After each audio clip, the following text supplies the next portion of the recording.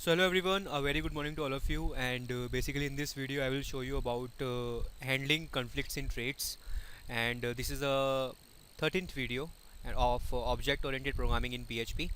So guys, आज की video में हम देखेंगे कि ट्रेड्स जो हम पिछली वीडियो में देख के आ चुके हैं कि ट्रेड्स क्या था, कैसे यूज़ किया था।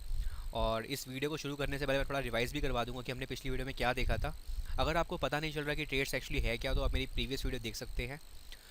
सो गाइस, ट्रेड्स आज हम देखेंगे कि कैसे हैंडलिंग कन्फ्लिक्ट्स इन ट्रेड्स। आज हम देखेंगे कैसे हम हैंडल करें जो कन्फ्लिक्ट्स आते हैं, और कन्फ्लिक्ट्स कैसे आएंगे। अगर एक प्रोग्रामिंग में बात करूँ मैं, तो कन्फ्लिक्ट्स कैसे किस तरीके से आ सकते हैं।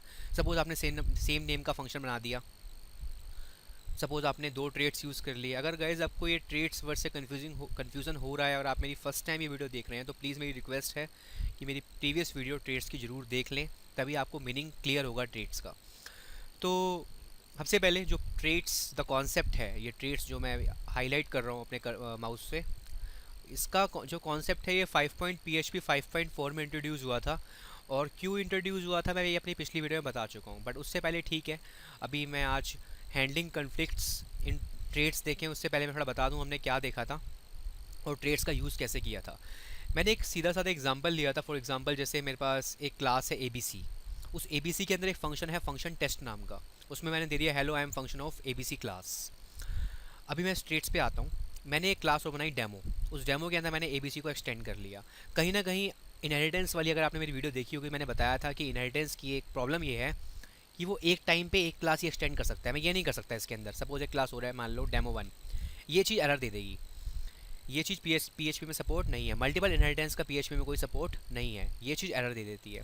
आप ये चीज़ नहीं कर सकते। आप सिंगल क्लास ही एक टाइम पे एक्सटेंड कर सकते हो। तो कहीं ना कहीं अगर आपने ABC क्लास को डेमो क्लास के अंदर एक्सटेंड कर लिया है, तो कहीं ना कहीं जो टेस्ट फंक्शन है वो भी इसके अंदर आ जाएगा। प्रेजेंस तो रहेगी ना। सपोज मैं एक यहाँ क्लास और बना लेता हूँ,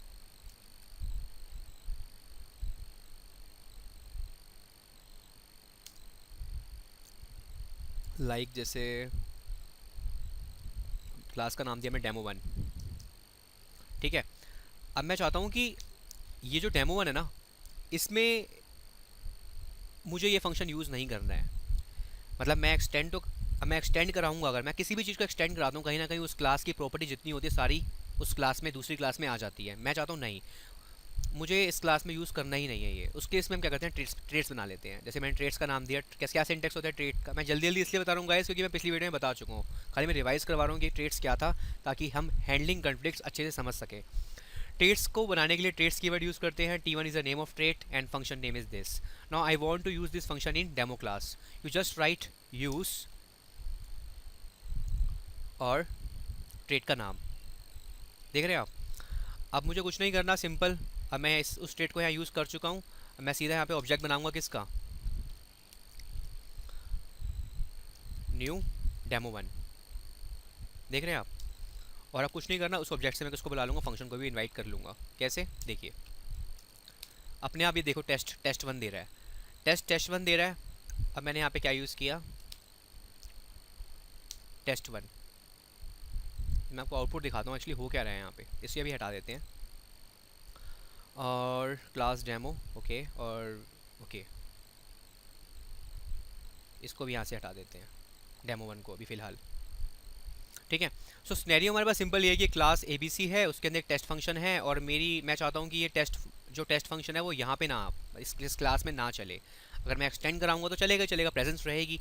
मैं चाहता हूँ चलो प्रेजेंस भी रहे, जो ABC क्लास है उस फंक्शन की प्रेजेंस रहे, बट मुझे ये फंक्शन नहीं चलाना है। तो अगर मैं ये चीज़ हटा दूँ तो प्रेजेंस नहीं रहेगी। अगर मैं टेस्ट ABC को मैं अगर ना इनहेरिट करूँ।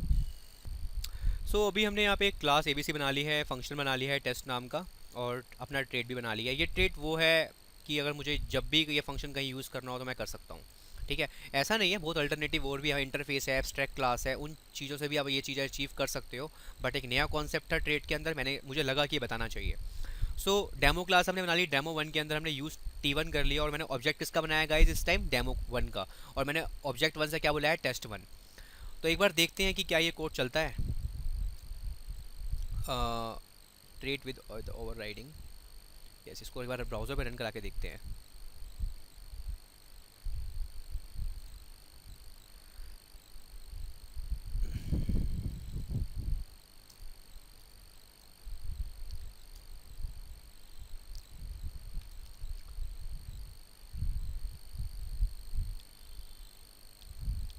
इसको एक बार, इस 81 is my port number and PHP।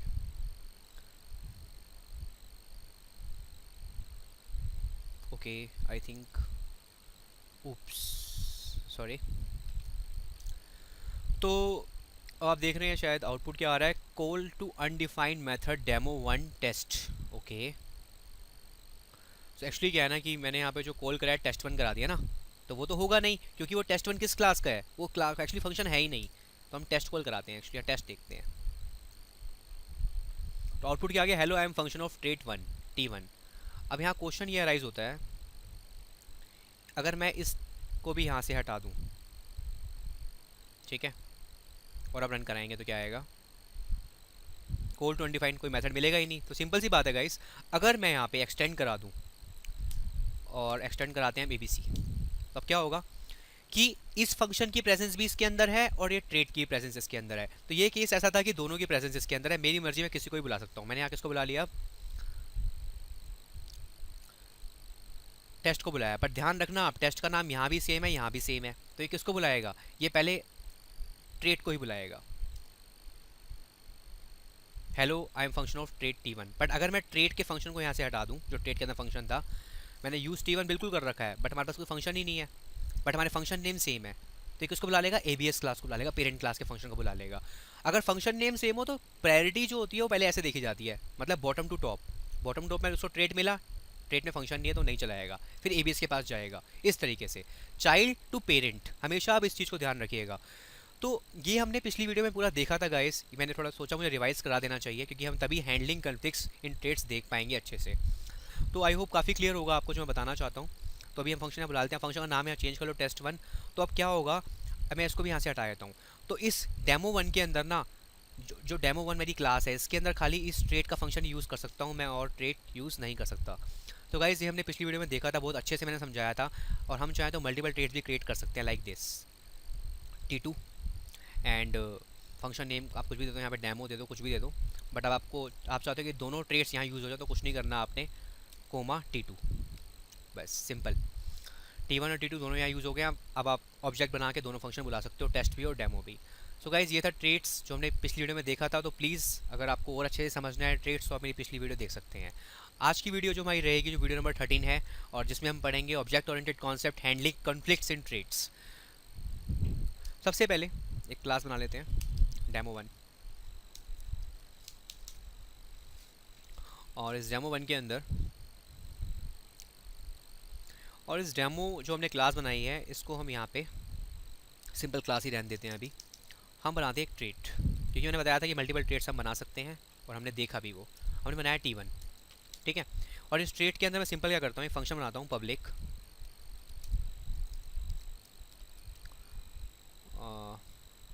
Function, और नाम देते हैं टेस्ट, और यहाँ मैसेज सिंपल दे देंगे हम यहाँ पे कि test method from trait 1 trait T1।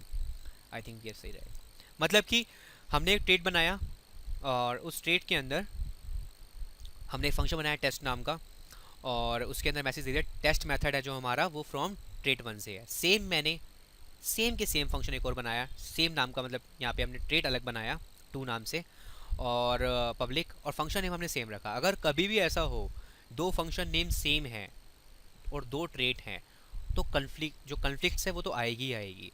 और यहाँ पे हमने दे दिया ट्रेट 2, ठीक है। अब सिंपल मैंने एक क्लास बना रखी है डेमो। अब मैं क्या करता हूँ, यूज़ कर लेता हूँ दोनों ट्रेट को, यहाँ पे T1 को भी और T2 को भी। मैंने इसलिए रिवाइज करवाया ट्रेट, अब आपको काफ़ी क्लियर हो रहा होगा ट्रेट एक्चुअली है क्या।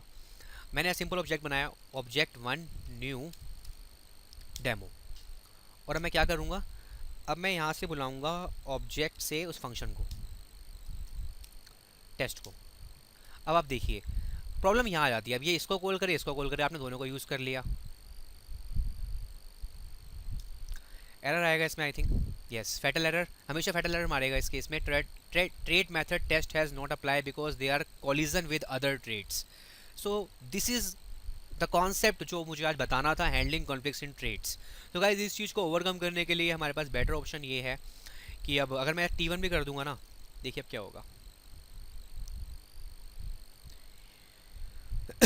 इस केस में आपको मैसेज आ जाएगा, बट आपने दो ट्रेड्स यूज़ ही नहीं किए। बट मेरा जो वीडियो है आज का वो क्या है कि मल्टीपल ट्रेड्स के साथ हम कैसे डील करें। तो अब इस चीज़ को ओवरकम करना है कि आप चाहते हो कि ये जो एरर, फैटल एरर दे रहा था, ये ना आए। उसके लिए हम क्या करते हैं गाइस, सिंपल, इसको हटाइए और यहाँ पे एक ब्रैकेट लगाइए। आपने ब्रेसेस लगा दिए, मतलब एक तरीके से हमने एक ब्लॉक बना दिया। और इस ब्लॉक में आप सिंपल लिखिए, जैसे T2 स्कोप रेजोल्यूशन ऑपरेटर और फंक्शन का नाम टेस्ट इंस्टेड ऑफ T1।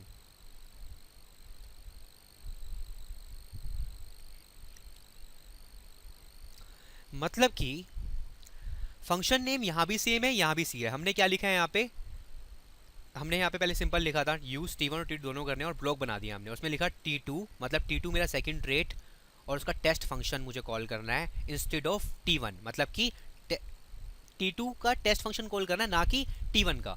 अब देखते हैं कि क्या कुछ बात बनेगी हमारी। क्या हो गया, test method from trait T2। तो गाइज आई होप आपको क्लियर होगा, इस चीज़ को इस तरीके से ओवरकम किया जाता है। हमारे पास एक कीवर्ड है इंस्टेड ऑफ, मतलब कि फर्स्ट पैरा जो फर्स्ट होगा वो होगा ट्रेड का नाम। स्कोप रेजोल्यूशन ऑपरेटर क्या करता है, फंक्शन क्योंकि T2 जो T2 है ट्रेड, उसके अंदर टेस्ट फंक्शन है, तो हम स्कोप रेजोल्यूशन ऑपरेटर से उसको बुला सकते हैं। और ये क्या करता है स्कोप रेजोल्यूशन ऑपरेटर, मेरी पिछली वीडियो में आप देख सकते हैं, मैंने काफ़ी यूज़ किया है इसको। फिर भी मैं थोड़ा बता देता हूँ। स्कोप रेजोल्यूशन ऑपरेटर एक ऐसा ऑपरेटर होता है जो बताता है कि scope of the class and the variable and function belongs to which class. So test function belongs to trait 2 and instead of, अब मैं यहाँ पे एक काम करता हूँ, मैं यहाँ ट्रेट 1 कर देता हूँ और यहाँ करता हूँ इंस्टेड ऑफ ट्रेट 2। अब ये क्या करेगा, आउटपुट देगा हमें टेस्ट मेथड फ्रॉम ट्रेट 1। देखिए, सो आपने देखा कि इसने किस तरीके से दोनों के केस में आउटपुट हमें दे रहा है और कोई कन्फ्लिक्ट्स नहीं आ रही हैं। अब एक और चीज़ जो इसमें मेरे को बतानी है मेन, हम एक काम करते हैं यहाँ पे, मैं चाहता हूँ कि जो टेस्ट मेथड है ना उसको हम टेस्ट मेथड से ना बुलाएं, उसके लिए हम यूज़ करते हैं एज। अब मैंने यहाँ पे सिंपल लिखा T1, ठीक है, और स्कोप रेजोल्यूशन ऑपरेटर, हमारे फंक्शन का नाम जो है टेस्ट, और एस मैंने अपना नाम दे देता हूँ अजय, ठीक है। अब आप देखिए सिंपल, मैं यहाँ पे क्या करूँगा, ऑब्जेक्ट हमने बना ही रखा है, मैं अजय लिख दूंगा यहाँ पे। अब क्या होगा, ये T1 का ही कॉल करेगा वैसे, और क्या आउटपुट देगा, test method from trait T1। कहने का मतलब मेरा ये है, सिंपल इसको थोड़ा आसान करते हैं। पहले मैं आपको बताता हूँ हमने किया क्या है। हमने यहाँ क्या किया, हमने दोनों ट्रेट यहाँ यूज़ कर लिए। हमने जो मेरा ट्रेट 1 है, मतलब ट्रेट 1 उसका फंक्शन बुलाना चाहता हूँ मैं ये वाला, इंस्टेड ऑफ T2, मतलब कि T2 नहीं, खाली मुझे T1 का बुलाना है, तो ये सिंटेक्स रहेगा उसके लिए। मैं चाहता हूँ कि मुझे अपने फंक्शन को टेस्ट से नहीं बुलाना, मतलब मुझे T1 का या T2 का मुझे फंक्शन कॉल करना है, मुझे T2 का फंक्शन कॉल करना है टेस्ट, ये वाला फंक्शन कॉल करना है, बट मैं उसको बुला रहा हूँ अजय के नाम से। जब मैं कॉलिंग कराऊंगा ऑब्जेक्ट से तो अजय बुलाऊंगा, ना कि टेस्ट बुलाऊंगा। तो गाइस सिंपल इस तरीके से आप कॉल करा सकते हैं। मैंने अजय कॉल करा दिया, अभी अजय कॉल करेगा और आउटपुट क्या आएगा, टेस्ट मेथड फ्रॉम ट्रेट 2, मतलब कि ट्रेट 2 ही तो है क्योंकि 2 का ही तो हमने मेथड कॉल कराया है। मैं चाहता हूँ कि T1 अब ये भी चीज़ कॉल हो। अब इस चीज़ को कैसे कॉल करें हम, तो हम क्या करेंगे, यहाँ पे ऑब्जेक्ट, हम वहाँ पे सेम ऑब्जेक्ट रखते हैं और उससे हम क्या कॉल कराते हैं, टेस्ट। अब देखिए इस केस में आउटपुट क्या आएगा, टेस्ट मेथड फ्रॉम ट्रेट 1। तो मतलब कि हमारा ये भी चल रहा है अब और ये भी चल रहा है। ये जो ये चल रहा है वो इसके लिए चलाया है मैंने, और अजय किसके लिए काम कर रहा है, 2 के लिए। सो गाइज ये था ट्रेट्स और कैसे हम हैंडलिंग कन्फ्लिक्ट इन ट्रेट्स, मतलब कैसे हम हैंडल कर पाते हैं। तो ये था ट्रेट जो PHP 5.4 के अंदर इंट्रोड्यूस हुआ था। सो गाइज नेक्स्ट जो हमारी 14th वीडियो रहेगी उसमें हम और ऑब्जेक्ट ओरिएंटेड कॉन्सेप्ट देखेंगे। और जब मैं ऑब्जेक्ट ओरिएंटेड कॉन्सेप्ट को जब मुझे लगेगा कि ये इतना तो अगर इतना आ जाता है तो आप एक प्रोजेक्ट में काम कर सकते हैं क्लास ऑब्जेक्ट का यूज़ करके, तो मैं उस टाइम के बाद मैं पूरा के पूरा आपको कर्ड ऑपरेशन चलाना सिखाऊंगा ऑब्जेक्ट ओरिएंटेड प्रोग्रामिंग के साथ, लाइक डेटाबेस के साथ, MySQL के साथ अगर हम काम करें तो इंसर्ट कैसे कराएंगे एप्लीकेशन के थ्रू, हम वो सब चीज़ें देखेंगे ऑब्जेक्ट ओरिएंटेड कॉन्सेप्ट के बाद। जैसे ही मेरी ये वाला मेरा जो प्लेलिस्ट है ये फिनिश हो जाएगा तो हम बूटस्ट्रैप और केक पीएचपी पे हम चलेंगे। So guys, I hope this video is very helpful for you. So if you like this video, so please share and subscribe my channel, and please don't forget to subscribe my channel, please, because your appreciation is very important. So I hope, if you have any doubt guys, so please ask me on mail, on WhatsApp, anywhere. So thank you for watching and have a nice day.